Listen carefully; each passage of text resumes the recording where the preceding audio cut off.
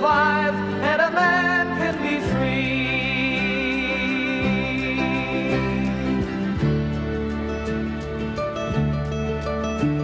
American child, does the call of the wild ever sing through the mist of your dreams? Does it fly with the wind when you waken again? When it's gone, do you know what it means? Can you picture the time when a man had to find his own way through an unbroken land? Before the machine changed the blue and the green to something you can't understand. American child, there's a burning inside that calls you away through the cold, to come back again to all that you've been. Can't you see that it's time to go home? Going up to Alaska, up to the land of the midnight sun, where the whale and the polar bear run o'er the icy blue sea.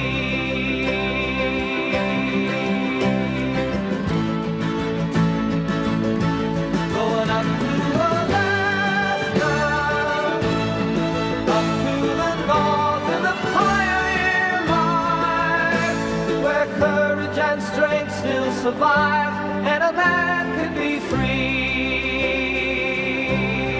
Men can be free.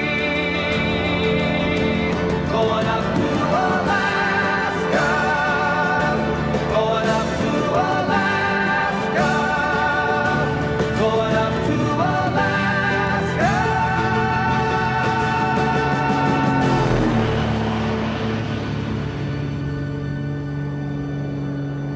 It was a dream spun from the mists of childhood, spun from tales told by men who knew, from the gaudy gold rush poetry of Robert Service, the grim books of Jack London, and from pictures that still hang in the private gallery of my imagination. Alaska, the last frontier, land of the grizzly and polar bear, of roaring rivers and soaring mountains, of glaciers and icebergs that blot out the sun at high noon.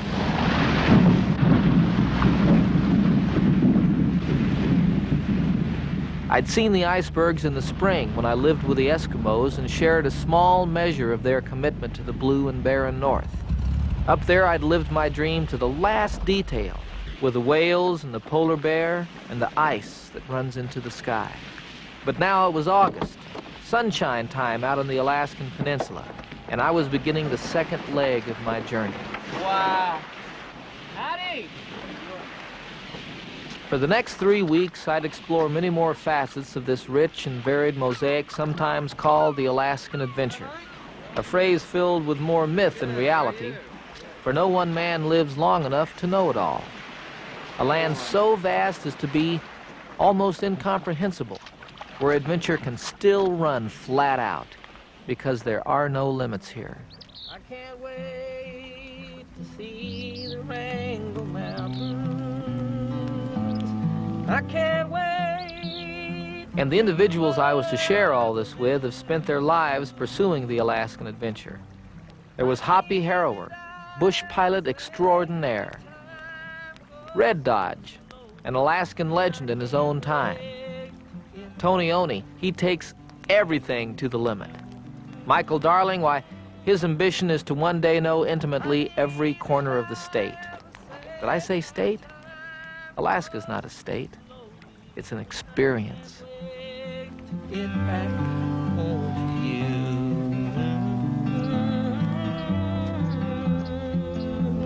Sound like a song? Sounds beautiful. I'm excited to see the Wrangell Mountains, Tony. I really am. You just kind of dreamed that up, huh? Well, I don't know what happens with a song. It seems to me sometimes, Michael, that I just kind of get out of the way and they come. I think there's a lot of music inside me has to do with this country. That's the way I feel about it. That's why I'm still here. Yeah? Did I ever tell you guys about the first bear I ever saw? I don't think so. I saw a black bear. I was working in a lumber camp in Lester, Washington one summer when I was in college. And they had a garbage dump outside of camp, and they always had a bunch of bears messing around there. And they told us to stay away from them, but seemed to me, you know, I was a pretty dumb kid at the time, and I went over one time, we were driving by down the road and we could see some bears there, and this guy Ron Ernest and I, we went to school together, and he came up there with me. We went over to see these bears, and Ron was behind me, and I'm kind of creeping down through the brush, getting up by this garbage dump, and all of a sudden I came over a little kind of plowed up ground, a little mound, and there was an old outhouse sitting there. And I came up and kind of turned like this, and about 10 feet away, no further away than the lake right there, was this black bear. And he was looking right at me. And I'm standing like this, and he's looking at me, and I froze. And my heart started pounding. And Ron is back here saying, "Go on, John, keep going. What's the matter?" You know, like this. And pretty soon the old bear just kind of looked away and looked that way and then lumbered off. And I had to sit down. And Ron came up, and he never saw the stupid bear. And of course, he didn't believe the story that I told him, but I will never forget, man, sitting there like this, frozen, and that bear looking right at me, and Ron's behind me saying, "Go on, go on. Do you see any yet? Go on." And I was too scared to say anything and afraid to say anything. You know, that bear would hear me. And Black bears actually kill more people up here than the brown or polar. How about that photographer that was down on the peninsula down there, Cole and Bay. he said, "No," he says, "those bears won't bother you. They won't bother you." And everybody said, "Well, you better take a gun out there, you know, just, no, I don't need it. Don't need it at all." So he goes, they went out to find him, you know, and all they found was just his skull. Is that right? The rest was gone. They found his billfold in the bear's stomach when they later on killed the bear. Bear and found his billfold. Right. I didn't hear about that. Unbelievable.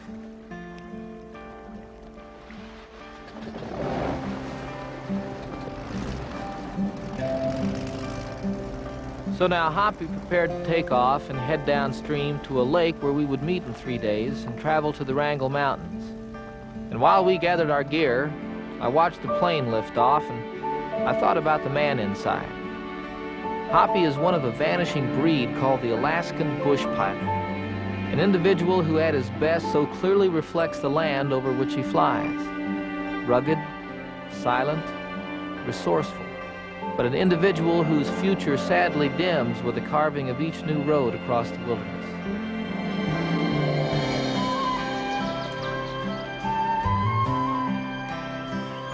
But for the next 3 days, our road would be the Alagnak River. It snakes across the great arm of the Alaskan Peninsula for some 60 miles, brimming with spawning salmon and rainbow trout. The liquid spine of a wild country populated by moose and the great Alaskan brown bear.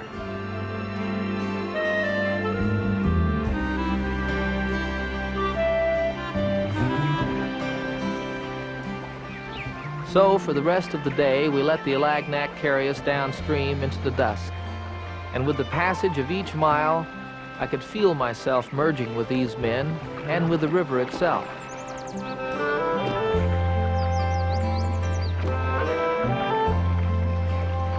The wind had gone away. The sun, coming low now over the tundra, was warm and soft on my face. I wasn't back in Alaska a full day yet, and parts of me that had been asleep for months were waking up. My.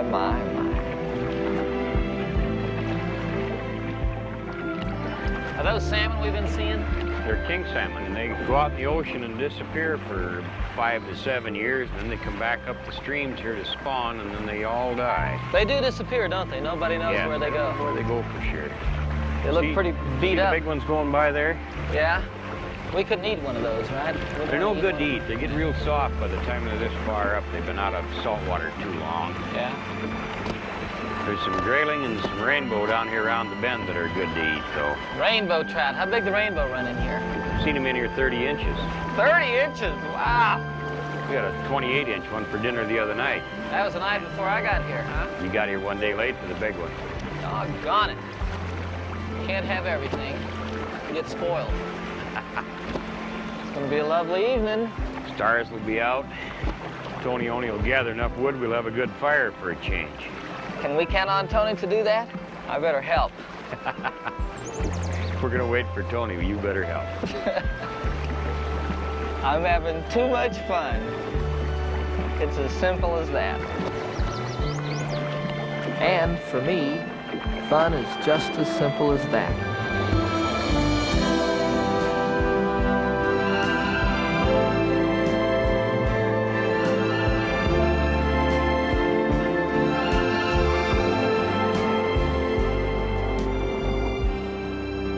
boating a wild river with 3 friends, and nothing more important on our minds than the building of the campfire. That's what I call getting back to what it's really all about.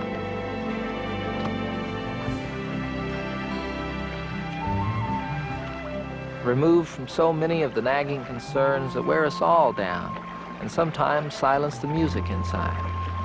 And for me, the music is everything.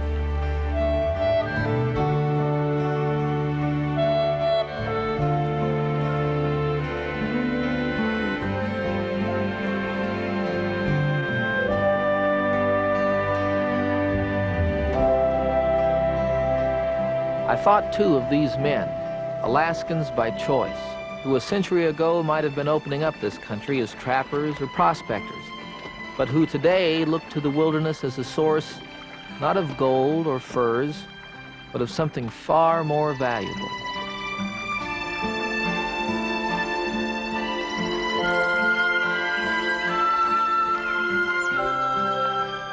A few miles downstream, we beached our rafts for the night. And while Tony and Mike set up camp, I followed Red back into the woods where he hoped to show me a resident of Alaska he knows and loves as well as any man. Wow! Is that nice? Oh, Red, that's beautiful. That's just beautiful.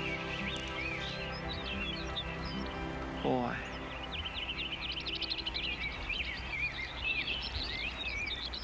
How big are brown bears, Red? Well, they get up to 1,800 pounds. 1,800 pounds? 1,800 pounds. Golly, that's beautiful. There's a symphony going on out there. I love listening to the music that there is, that nature gives us. Listening to the water ripple. Yeah, the water running, some birds calling way over there. There's rapids, it seems like, right down below there. There's a bear in the water, I think, John. Where? Get lined up on something. Well, he's behind a tree right now. We'll line up on... Look down there, and you'll see a sandbar. Got the sandbar. See the end of the sandbar? The right end? On the left end, way down Okay. the left end. Just where the river makes a turn on the end of that sandbar, there's a brown bear standing right against the bank.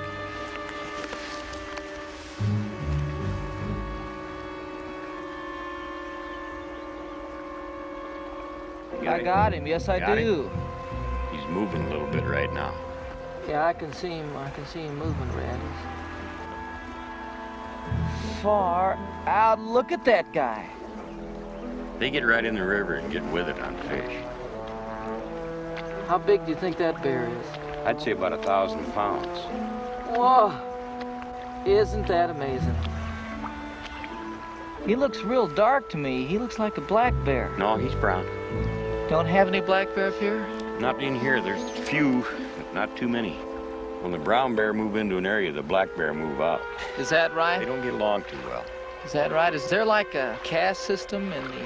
They kind of stake out their own area. He just smashes down and gets that fish.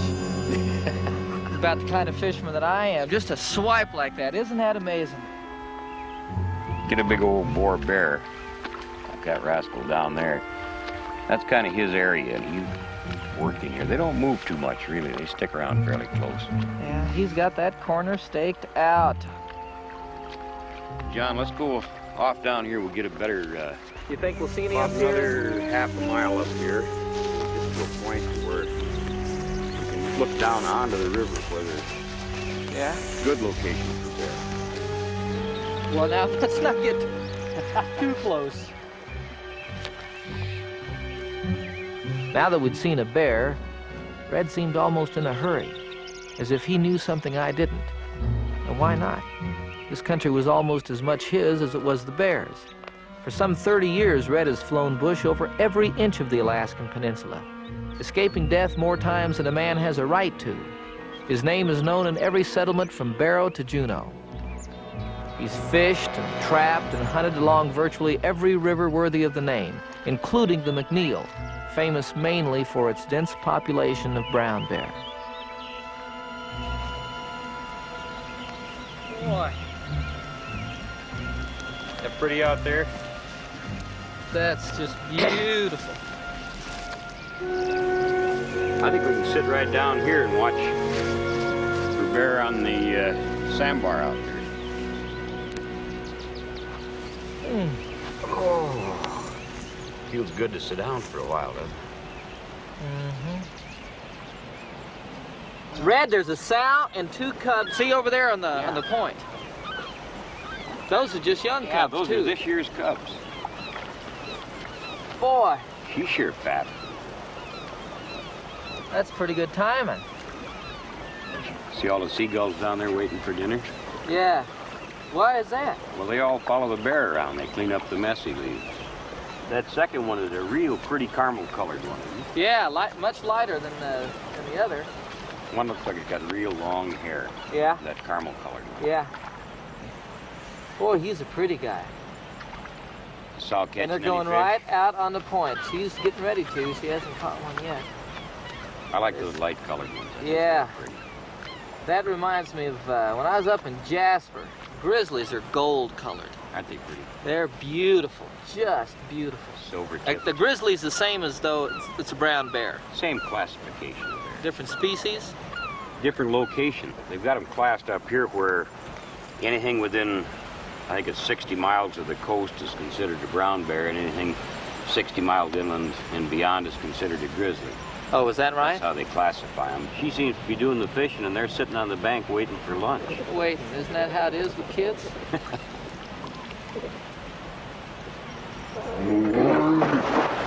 Right there she got one. Boy! No big deal, just slap it up out of the water.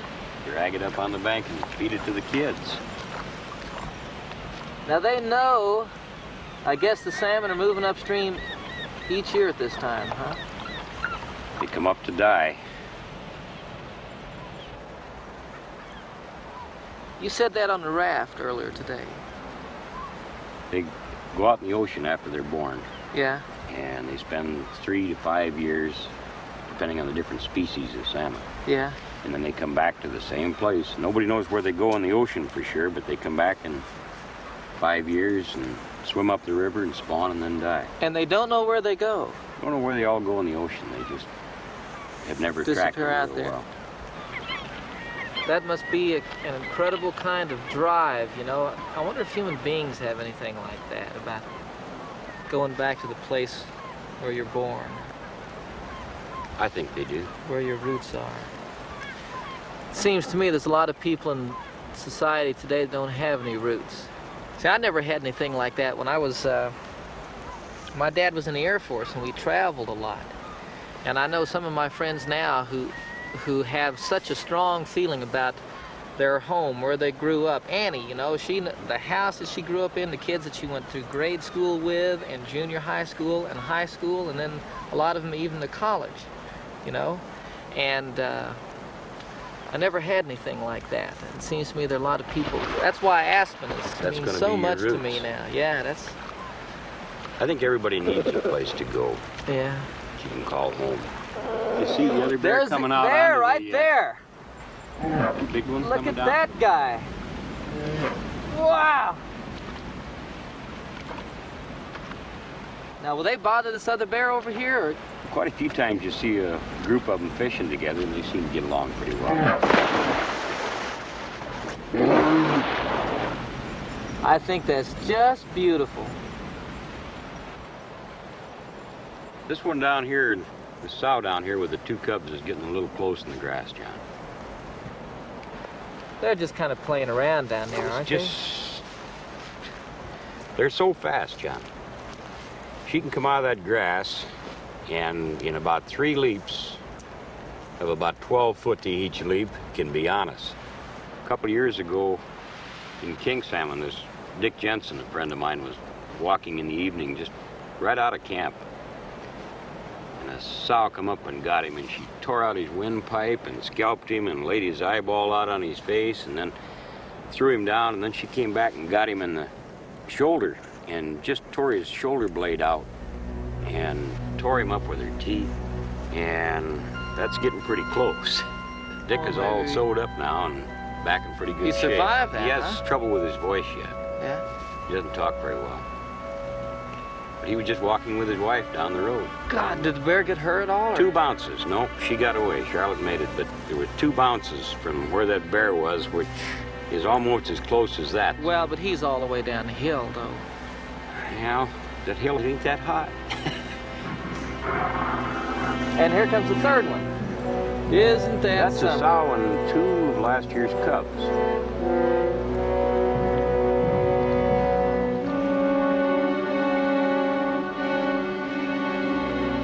Right then, something began to happen out on that river. And I'll never forget it. Red pointed, Right now. and the mother and cubs that had been so close to us were moving toward the river. Then a huge male emerged from the tall grass, testing the wind. Then another younger male was suddenly right below us in the stream. Where had he been? A sow and her spring-born cubs appeared on a sandbar. And still another male waded in a little upstream from us. And still another.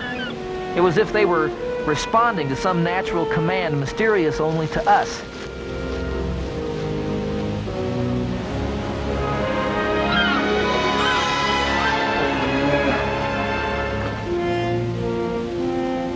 They kept emerging from spots we'd scanned a dozen times with our glasses. Spots where I might easily have walked if I'd been down there alone, fishing.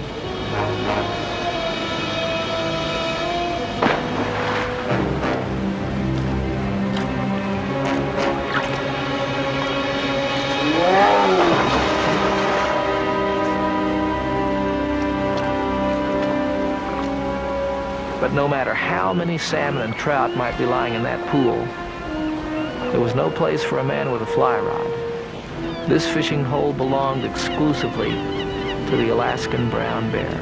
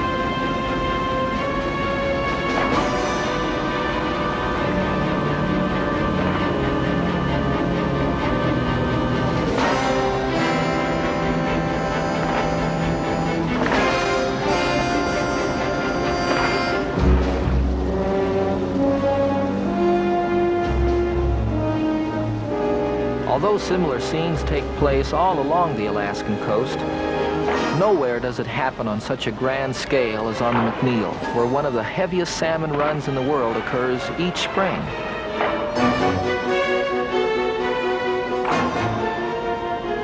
And the brown bear's very existence depends on these feasts. For without the salmon, it is questionable whether the brown bear would be able to store enough protein to see it through the cruel Alaskan winter. And so, his appetite tuned by millions of years of survival, he feeds as if his very life depended on it.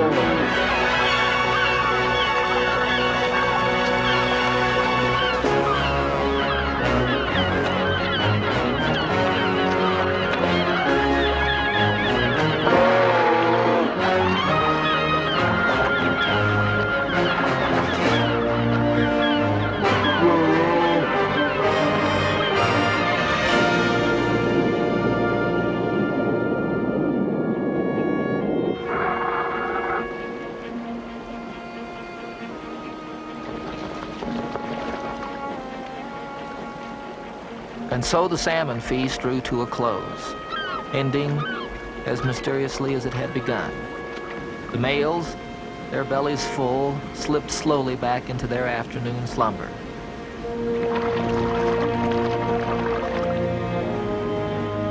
The sows took their young back to the safety of the tall grass, where they too would settle down and go to sleep.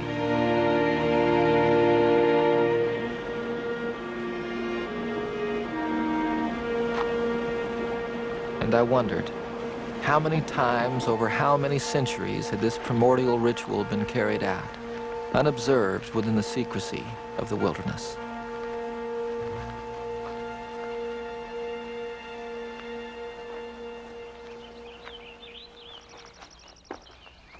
As we started to make our way back to the river where Tony and Mike were waiting with the rafts, I don't recall that I said very much.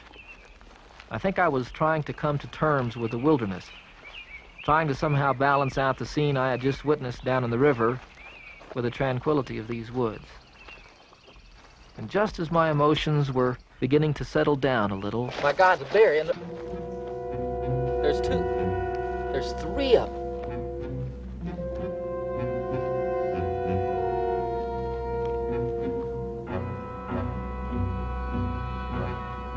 Now this was something altogether different from sitting unobserved and watching bears feeding. This time they saw us too. An equal mixture of fear and fascination gripped us. Boy.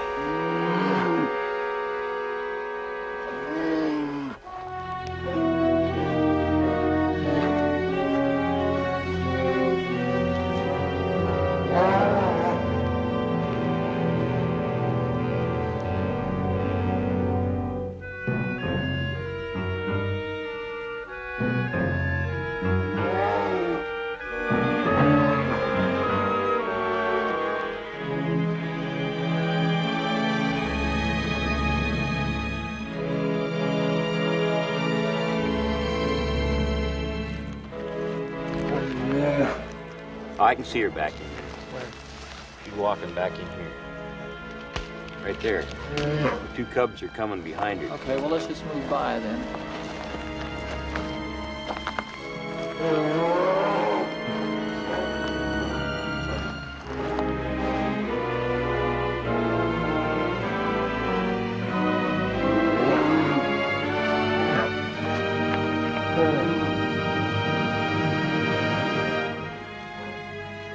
This time, they had detoured. And now that they were behind us, they didn't seem so threatening. I thought, once in a lifetime.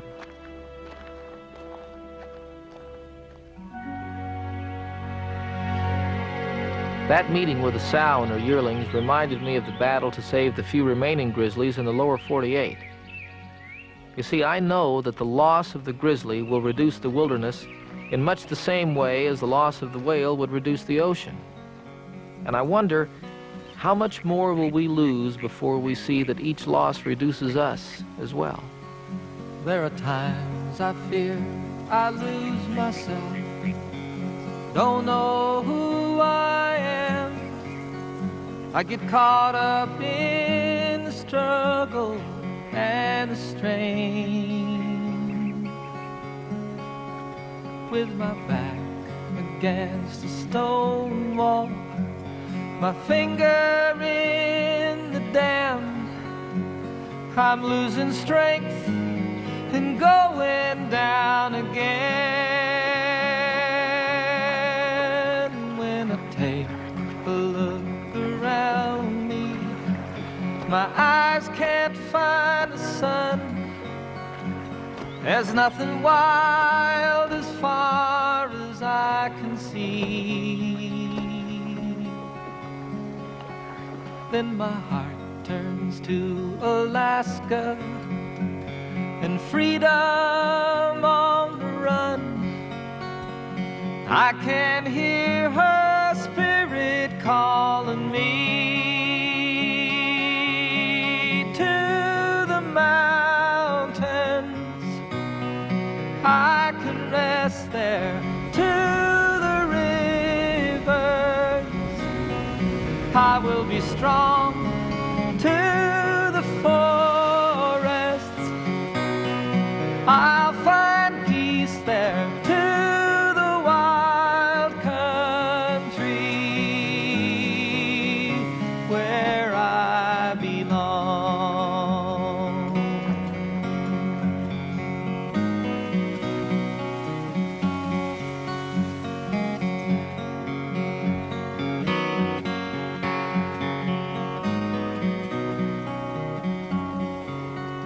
Oh, I know sometimes I worry on worldly ways and means. I can see the future killing me on a misbegotten highway of prophecies and dreams, a road to nowhere and eternity. And I know it's just changes and mankind marching on.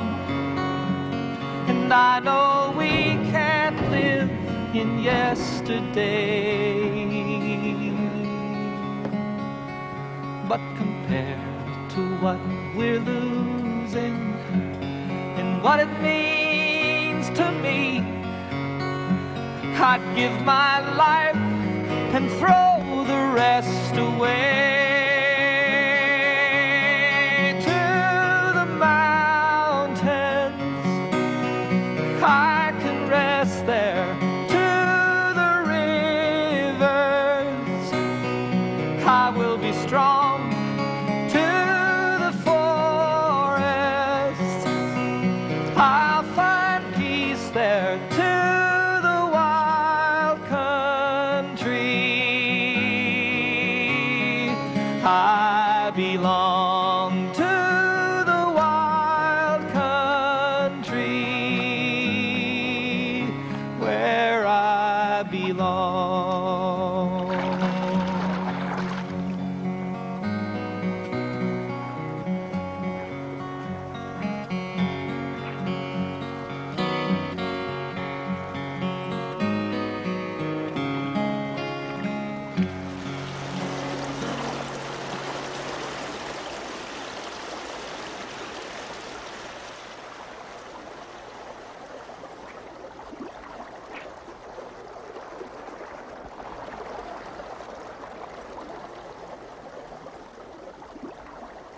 All through dinner that evening, I couldn't shake off my uncertainty. And afterwards, beneath the diffused light of a midnight sun, I fished alone, fighting without success against the painful memory of a part of my spring trip to the Arctic with Tony and Hoppy, to the Eskimo town of Barrow, where Progress has made a recent visit and left behind the squalor of change. Perched alone on the northernmost tip of Alaska, Barrow is known quaintly as a town in transition. Its 1,300 residents jolted into the American present by the frenzied rush for oil and the promise of a brighter future. For these people, whose forefathers held together for thousands of years against the most unfriendly environment on Earth, the changes are simply coming too fast. The social scientists call it future shock. I call it tragedy.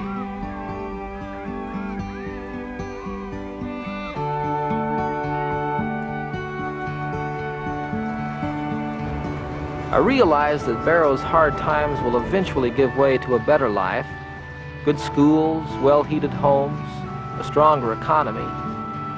But I know, too, that the true Eskimo of Barrow is gone forever.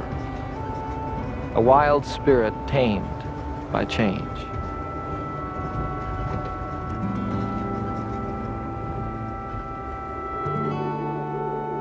But there were other parts of the spring trip that will always be welcome in the future daydreams of my life.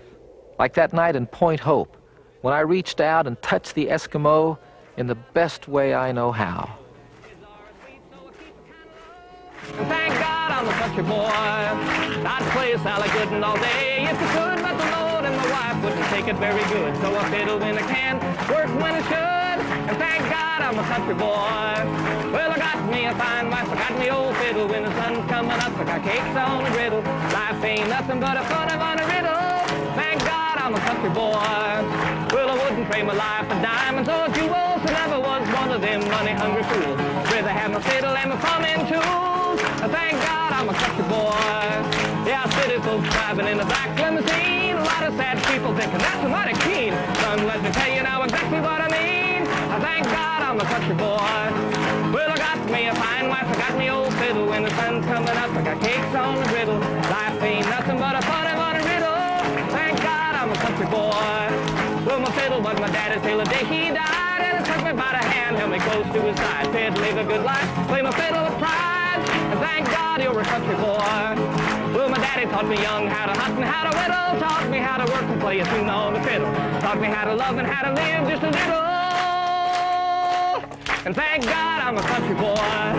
Well, I got me a fine wife, I got me old fiddle. When the sun's coming up, I got cakes on the griddle. Life ain't nothing but a fun of on a riddle. Woo! Thank God I'm a country boy, yes!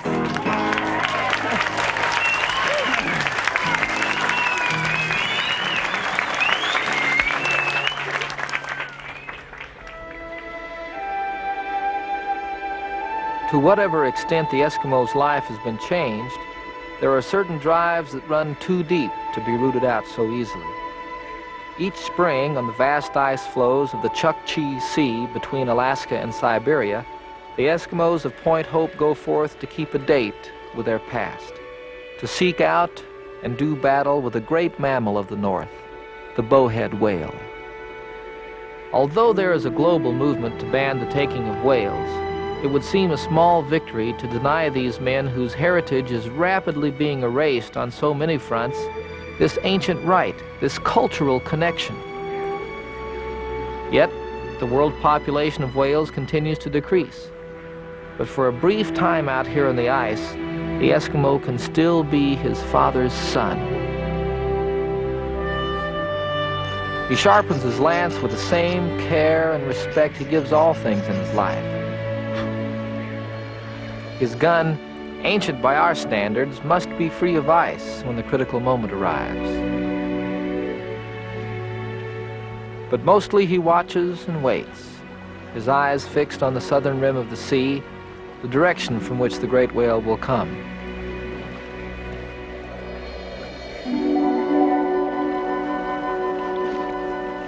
The bowhead may not arrive for days or even weeks, But the Eskimos' patience endures the passage of time like the ice withstands the wind. It is a meeting born of history and survival, as real and necessary as the seal is to the polar bear and the polar bear is to the seal.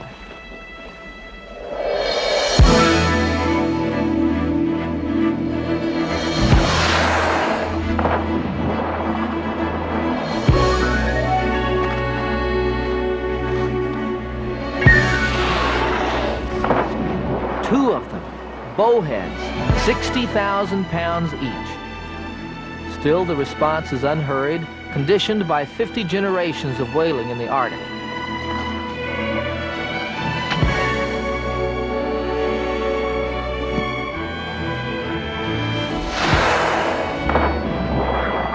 Within a matter of seconds, the Eskimos have launched dozens of umiaks into the frigid seas.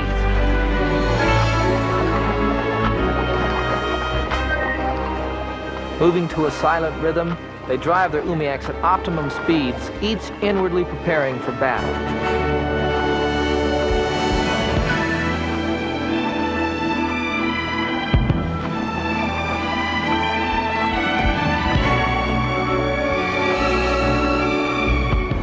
The bowhead will be 50 or 60 feet long, easily capable of overturning their light sealskin crafts with a flip of its tail. If that happens, and it has many times, the crew will freeze to death in minutes.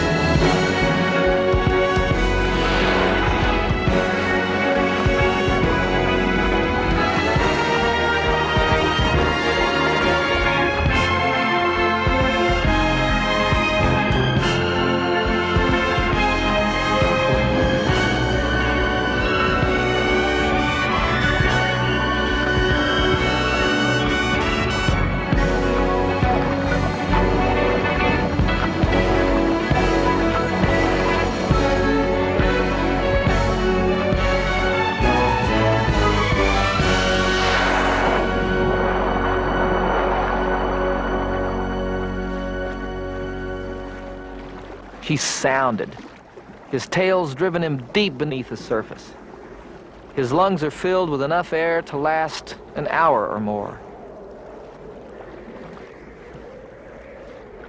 And so they wait. And wait some more.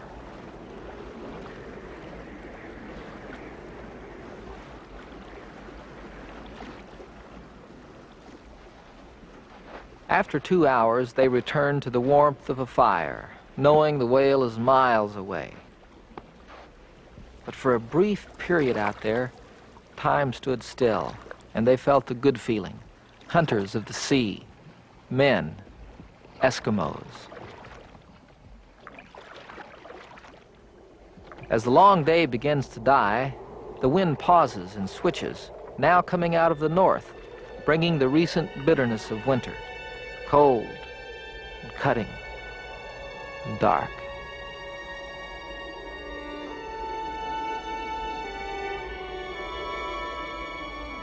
At this time of year, the sun dips below the horizon for no more than an hour, a mere whisper of nightfall to the Eskimo whose winter is one long night's journey. Huddled against the chill, they sleep, restoring themselves for their next meeting with the bowhead. But during this particular pause, the north wind continues to intensify, and in the morning, they wake up to the unexpected.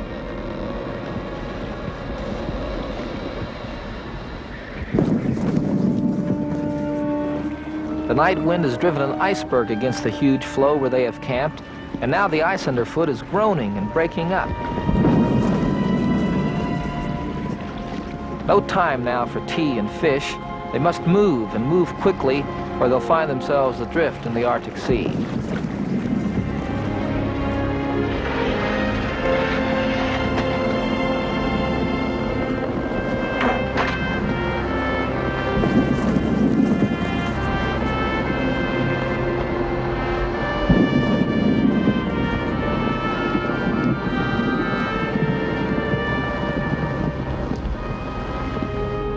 In a matter of minutes, the camp is disassembled and loaded aboard sleds, and with little time to spare. Very soon now, the ice will be breaking faster than a man can run.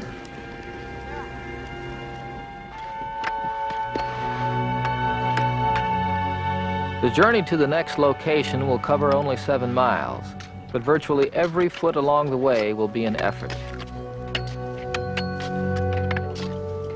Snowmobiles are no help here.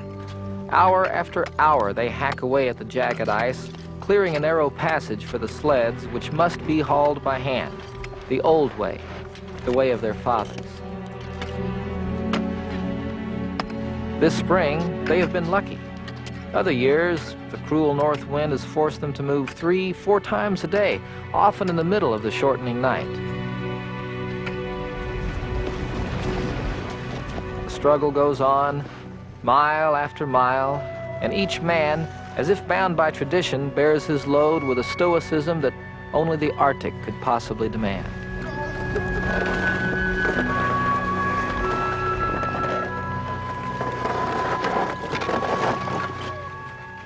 "11 hours later, the struggle ends, but it was worth it, for here the ice is solid, the sea calm, and the wind blows gentle and warm."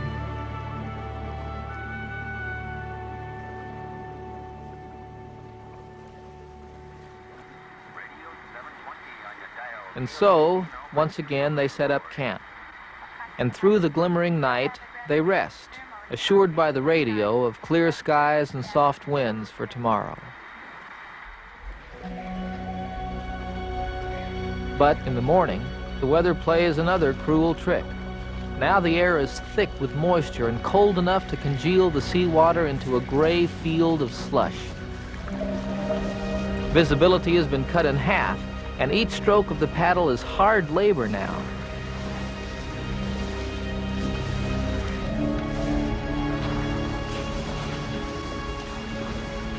By midday, the Umiaks out on patrol bogged down, their crews close to exhaustion and running dangerously low on spirit.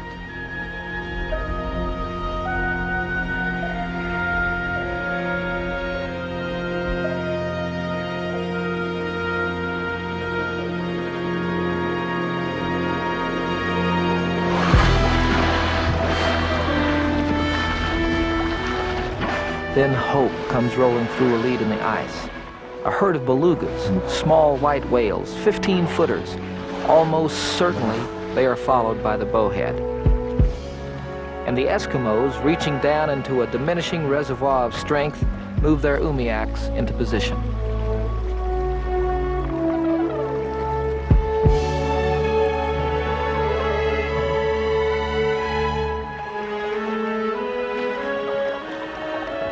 Numbering more than 20 boats, the whaling fleet stretches itself over a mile along the path taken by the belugas, the path followed by the bowhead, if it follows.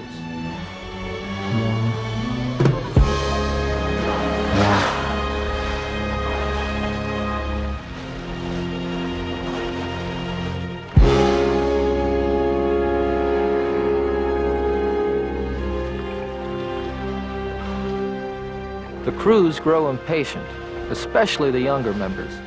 Some suggest they killed the belugas, but they vote to let them pass, gambling that the huge bowhead will follow, and they'll need only one kill to feed their village.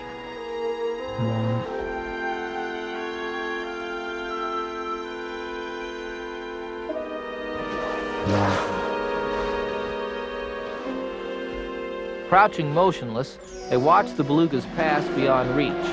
And now the die is cast. If the bowhead does not follow in their wake, second thoughts will be heatedly expressed by the younger members of the fleet.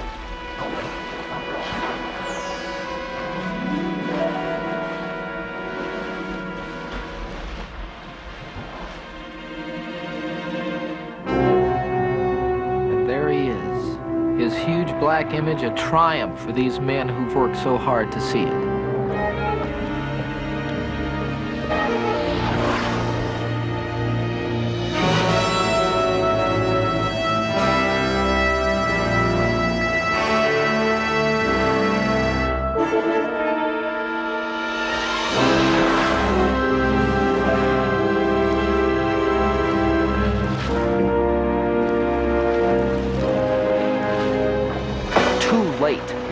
poorly thrown, but the bowhead must still pass several more boats strung out along the edge of the flow.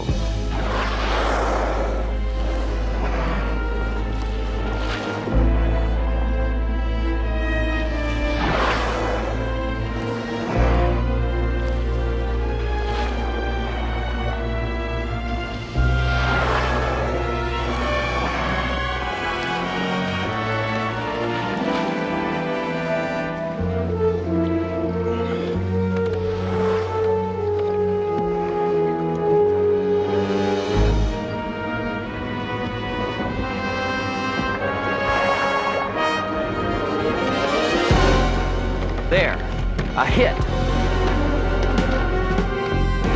Too deep that time. Now they release the float to mark the bowhead's movements.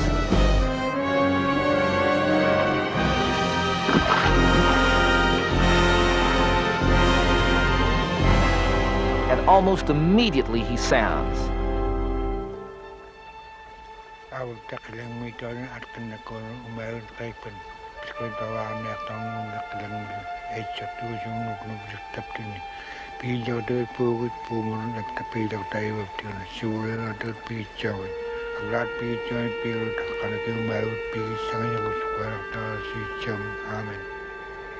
Together they pray that the lance will hold firm and that he will not swim under the ice and die there.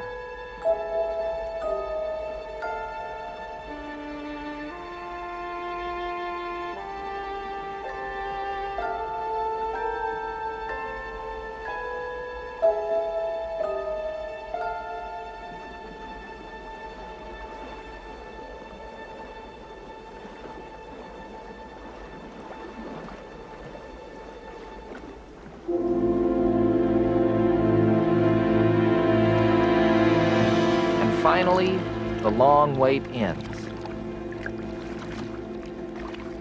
A red flag is flown, marking the spot of the kill. And now all the whalers converge on the carcass. Butchering a bowhead is a long process in which every ounce of the 60,000 pounds is regarded as useful. The meat is cut into steaks of varying sizes and distributed to members of the crew according to their involvement in the kill.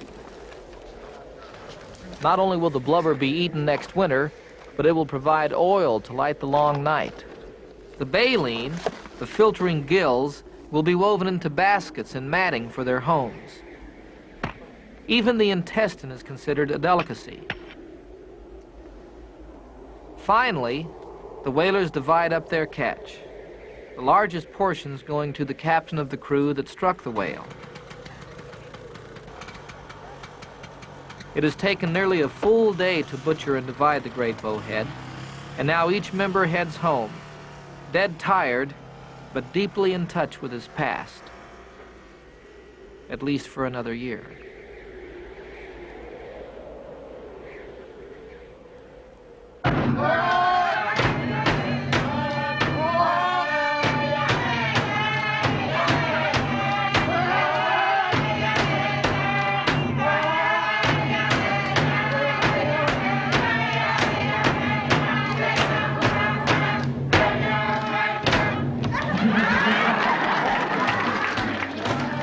Back at Point Hope, the entire village gathers to celebrate the taking of the whales.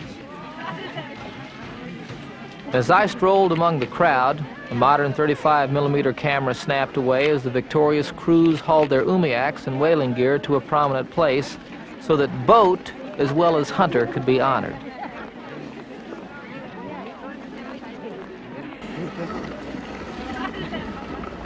As I watched the proceedings, I realized that this special reverence the Eskimo has for his tools will last only so long as he builds them himself. But otherwise, I might have been attending a New England clam bake or a Sunday picnic, except perhaps for a few subtleties. One not-so-subtle difference was the food, which in no way resembled chicken or lobster. But as someone once said, you haven't been to the north until you've tried whale, especially the intestine.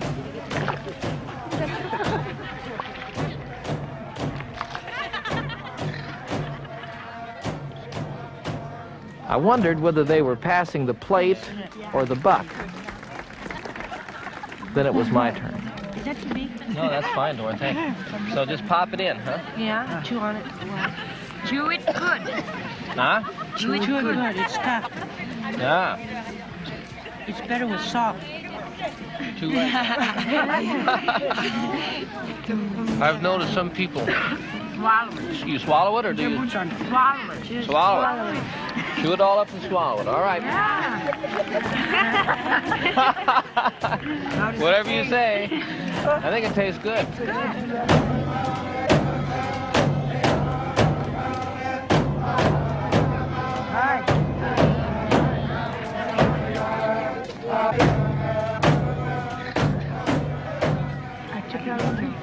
Still chewing. No guitar. Next him, John.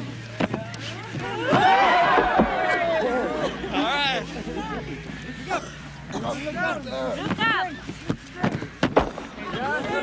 Look straight ahead. Look straight ahead, all right? Next step.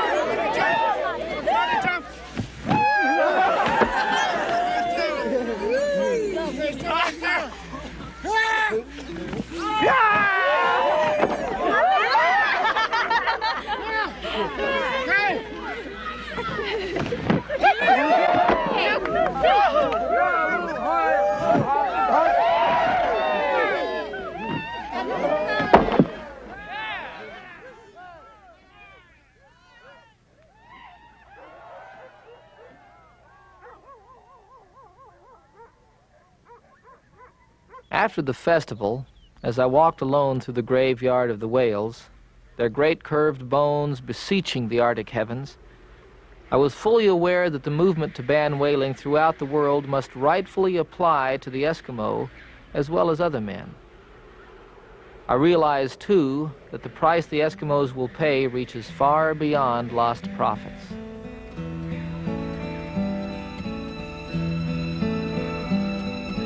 Whale bones and crosses stand against the Arctic sky. The wind blows through the graveyard where our fallen fathers lie. Eternal snow that covers them, the shadows of the sun, the mighty struggle on the seas, a way of life is run.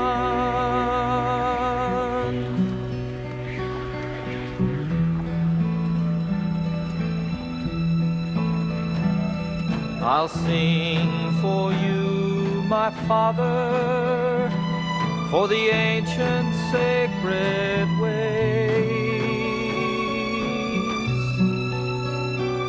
How the hunter loves the hunted, how the night becomes the day, the circle of the mighty spirit keep us in its fold, the warmth of understanding like a light shot through the cold. Then bring to me my people, touch them with your loving hands, lead them from confusion, lead them back unto the land, for a sickness seems to block their path, it clouds my people's eyes, the promise that an idle truth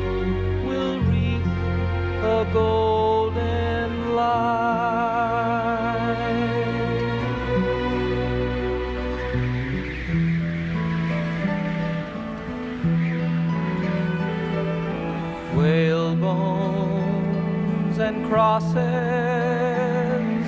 stand against the Arctic sky. The wind blows through the graveyard where our fallen fathers lie. The timeless hunt, a journey back to what we once came from. Compassion and nobility beneath the midnight sun. The mighty struggle on the seas, a way of life is run.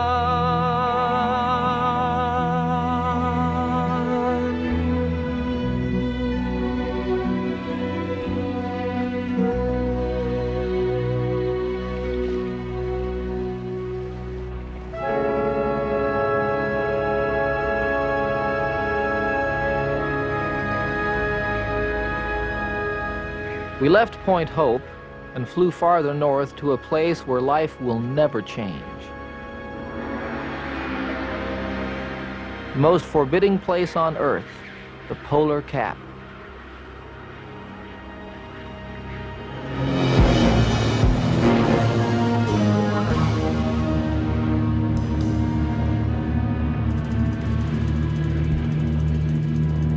I remember every detail.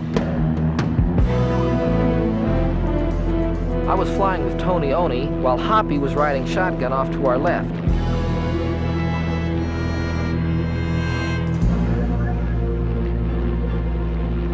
This was Hoppy's favorite part of the North because, as he puts it, there are no excuses out here.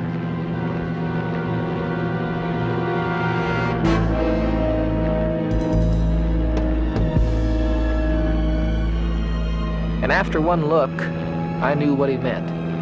This had to be the loneliest, most desolate place I'd ever seen. And I was very glad we had both planes. Our mission was to photograph the polar bear. You always go out with 2 planes? Yes, you do. That's your insurance. If you don't have that other airplane, if you had a problem on landing, like you knock a ski off, or an engine problem, you couldn't get back by yourself, and nobody could find you.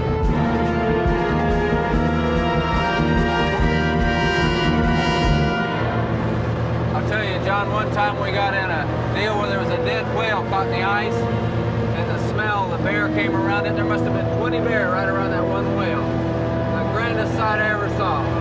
Woo!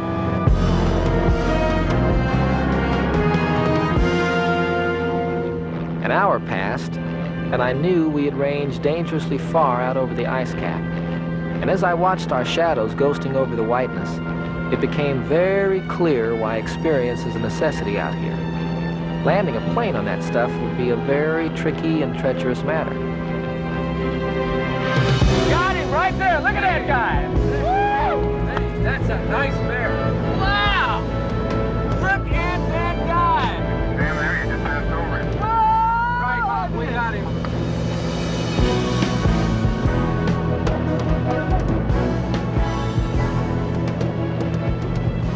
Look at that guy. Man, that's a nice bear. Go on ahead. Everybody find a place to land. Okay, go ahead.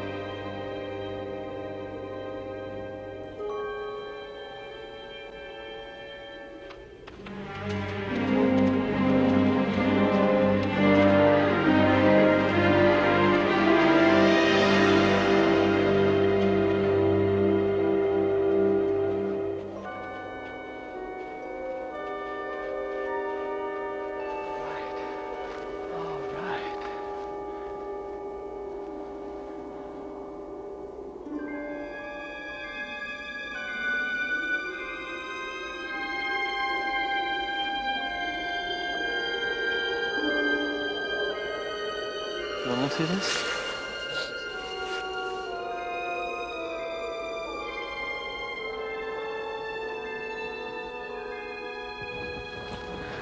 Okay, he's just coming Right over there. that. God. Yeah, look at that. Oh, isn't that amazing? Yeah. Look at that. Yes, sir. That's a nice bear, too. Boy, oh boy.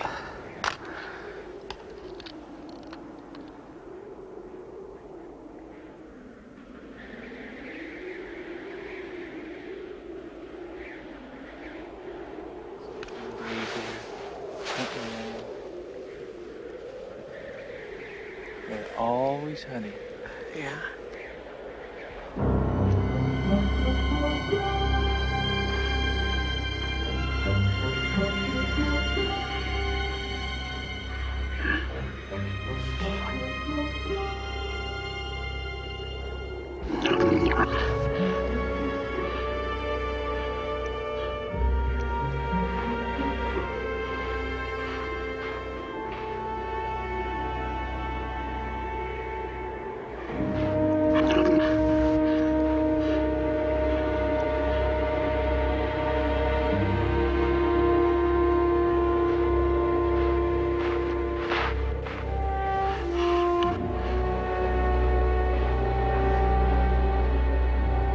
Isn't that something? It's a big old black bear.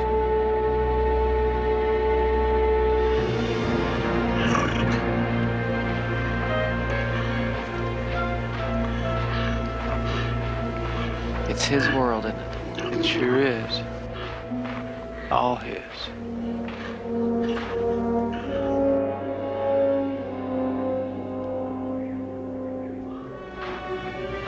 Got his nose up. Put his nose up to sniff, huh? Yeah, just testing. I just can't. Whoa.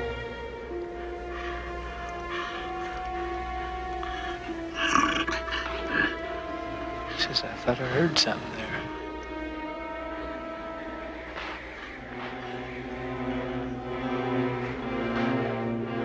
Boy. Hey, he looks like he might lay down right there.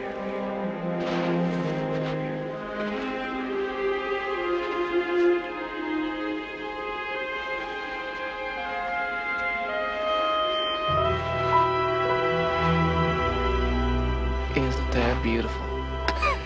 Going to sleep. You just be real comfortable over there, you polar bear. Do they have a sleep cycle? I mean, do they sleep hours, or do they just take a rest whenever they feel I like it? imagine they just rest whenever they feel like it.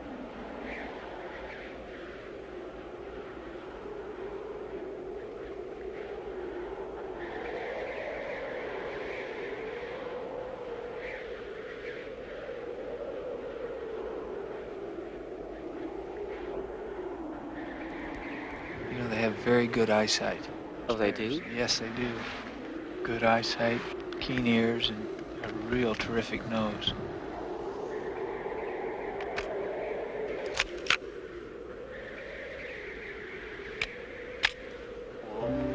He's looking at us.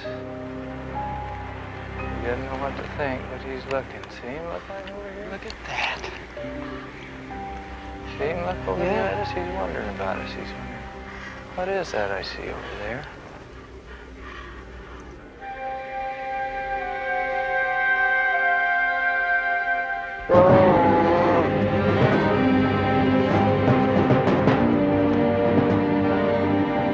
Hold real still, you guys. Everybody hold real still.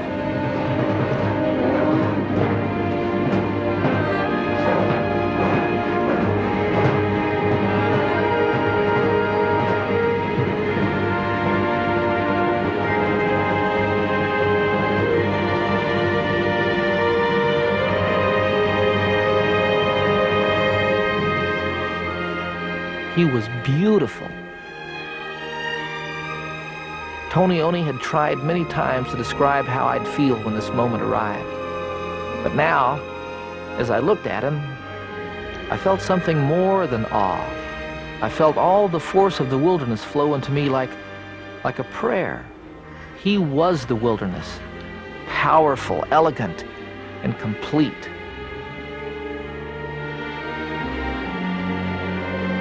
I snapped another picture or two, but then I stopped, held by the presence of this white animal in this white land.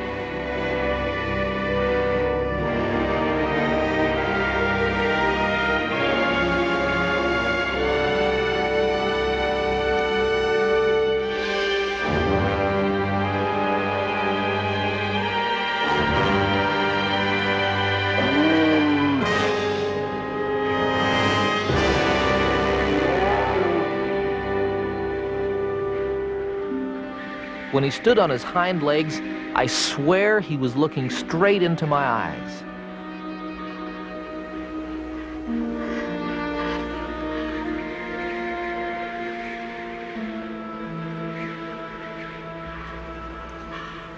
When he lumbered off, his great head swinging from side to side and his tongue and nose working the air, I thought of what Tony had said. It's his, all his. And I said to myself, so may it be forever.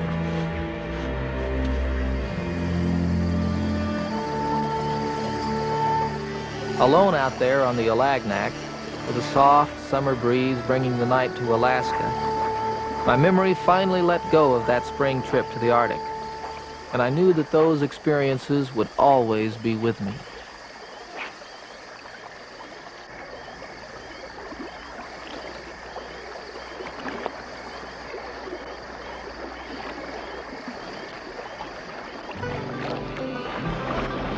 Thank you. Already a little water in there. This was our last day on the Alagnak. Just made to order.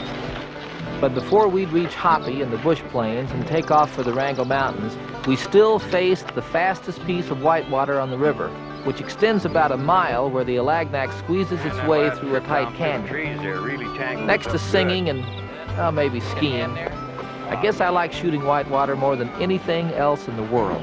Okay. Looks like it's gonna rain on us a little, doesn't it?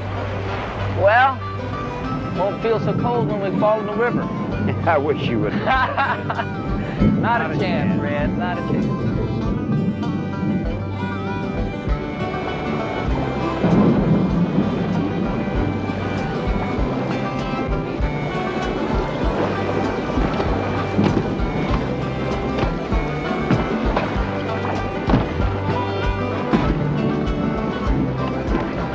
We no sooner got out on the river when the sky opened up and a chill rain sifted down on us. But rain or no rain, there was no turning back.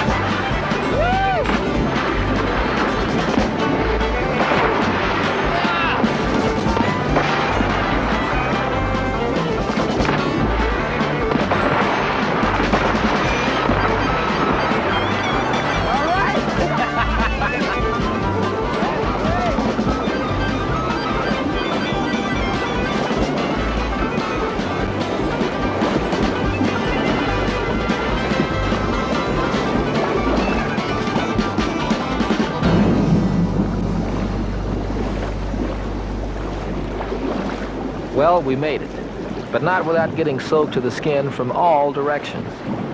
And as we rode out the last mile or so of our river journey, before I'd say goodbye to Red and Mike, I just sat there under that chilling rain, and I felt warm inside and a little sad, promising myself that someday I'd come back and see my 3 newfound friends, Mike and Red, in the Alagnac River.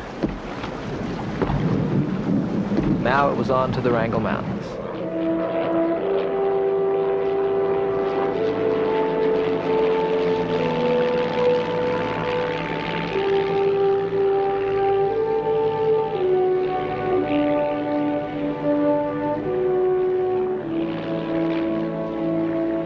And late that afternoon, there they were.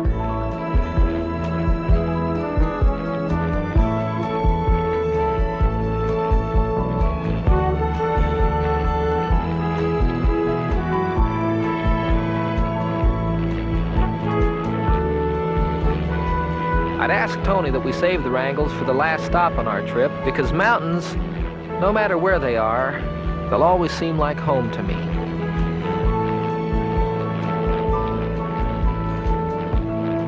These peaks are the northern tip of a vast mountain chain that extends some 4,000 miles down through British Columbia and Alberta into the United States, where they call them the Rockies.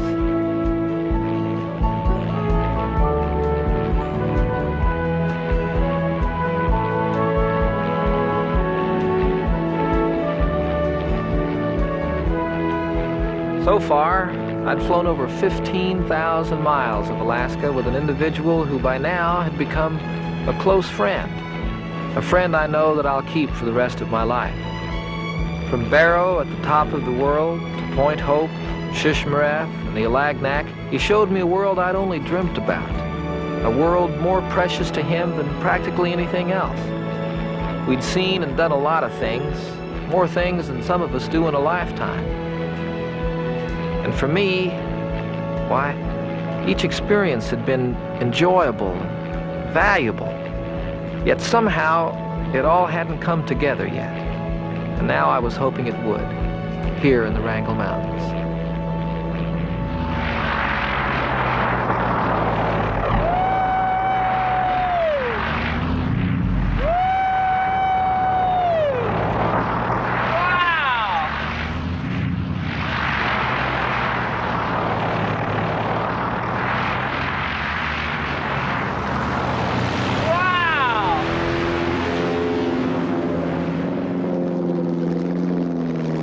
Well, that's one way to bring her down. And there, in the middle of nowhere, was a landing field and the tiny town of McCarthy. But before Tony put her down, he made a pass by the original Kennecott mine, where 40 years earlier, hundreds of men worked the world's largest known copper deposit. It was our first stop after we stowed our gear in McCarthy. Wow. It started in about 1911. They took out some of the richest ore that they've ever taken out. Copper ore? Copper ore, yeah. About 70 or 80% copper ore. Made a lot of money on it. How long did it go, Tony? What happened to the place? Oh, it went along good. They were getting a little low on ore, and all of the men voted the union in 1938. And so Kennecott gave them 2 days to move it all out. They were going to shut her down, and they just shut her down just like that. Just like that? Yeah. Boy, it's a beautiful place. Isn't it, though? Just beautiful. I love to come here. It's like a movie set, you know? I mean, you know what they ought to have here is a chase scene. Boy, that would... a lot of places. You're it.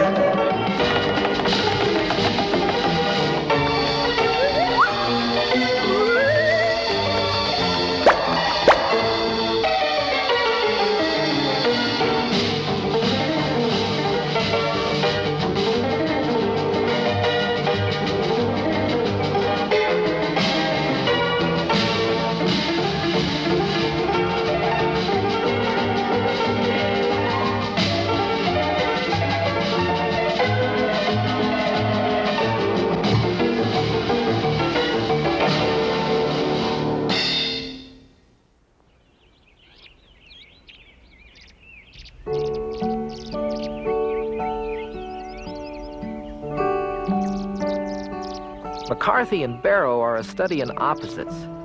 While the Eskimos of Barrow are struggling to climb into the present, the residents of McCarthy cling to the past.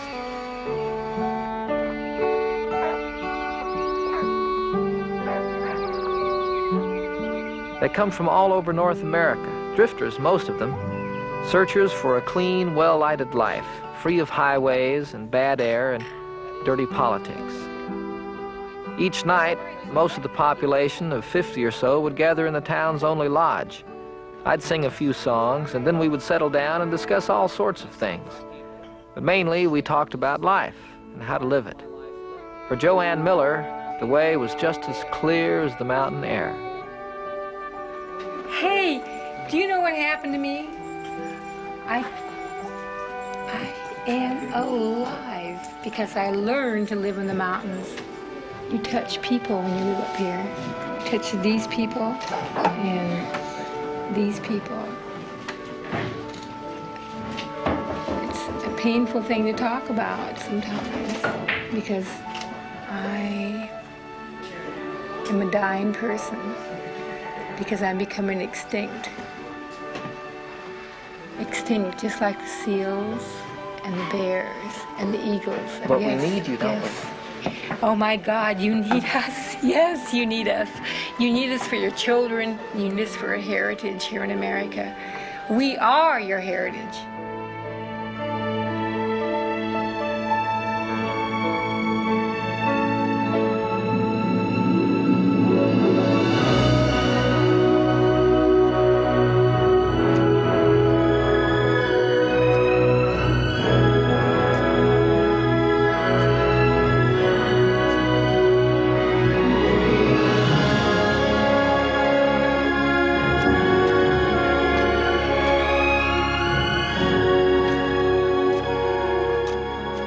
The next morning, Hoppy, Tony, and I headed for the high country.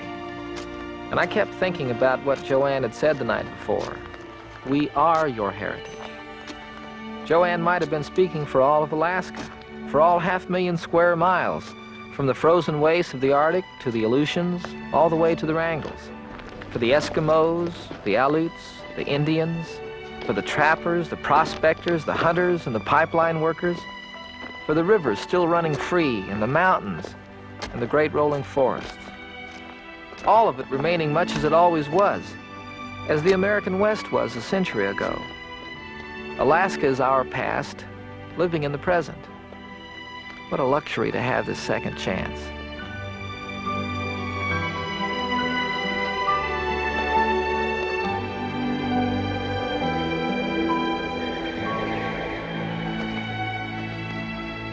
But across the land, I've heard the initial rumbling of progress and seen the spoils of change. And I fear for this precious place and its people. And what of the animals? Would the Arctic still call to the spirit without the polar bear roaming its face at will? And what would the Eskimo of Point Hope do if the bowhead no longer arrived in the spring in the Chukchi Sea?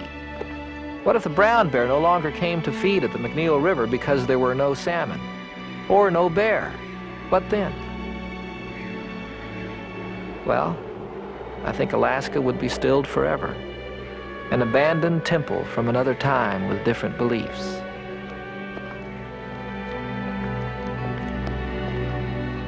The animals are the vital organs of the wilderness, just as they are the barometers of our destructiveness. Here in the Wrangels, for example, what would a climb into the high country be without at least the promise of a sight such as this? Look at those horns. Boy. Really sharp. They are. And just cold black. I wonder what he's thinking about over there. He's probably saying, wonder what those yo-yos are doing over there. I imagine he's probably had as good a time as I am. There's a bunch of sheep over there, yeah. Oh, really? Down that ridge. Real still. They're awful suspicious. Look at that. They cover a lot of ground in a short time, don't they? Mm-hmm. Takes us 15 minutes to walk over there, and about a minute and a half, and they're there.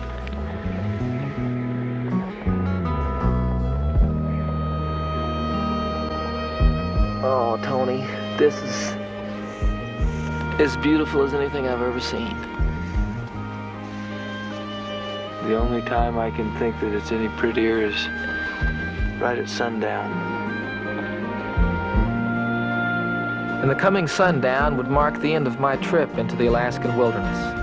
The next day, I'd board a jet in Anchorage and head south into another life. So until the sun dropped behind the Wrangles, I sat on that mountain slope with Tony and Hoppy and just took it all in.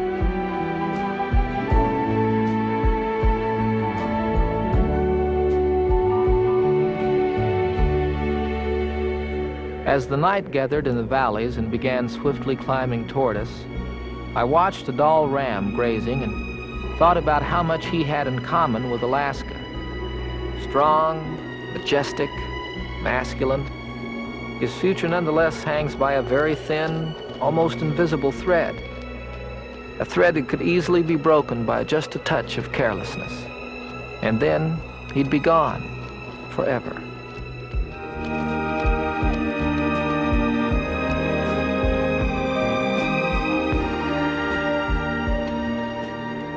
And suddenly it was all over, much too soon.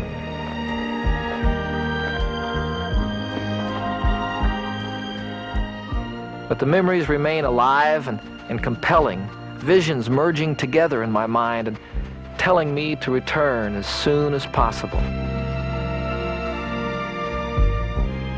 Because there's a lot going on in Alaska these days.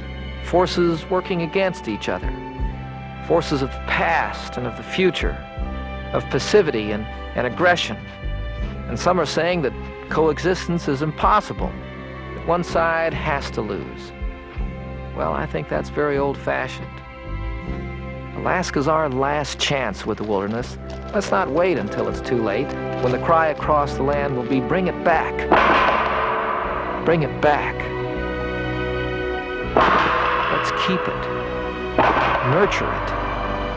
Love it. Let it be. It's the American child.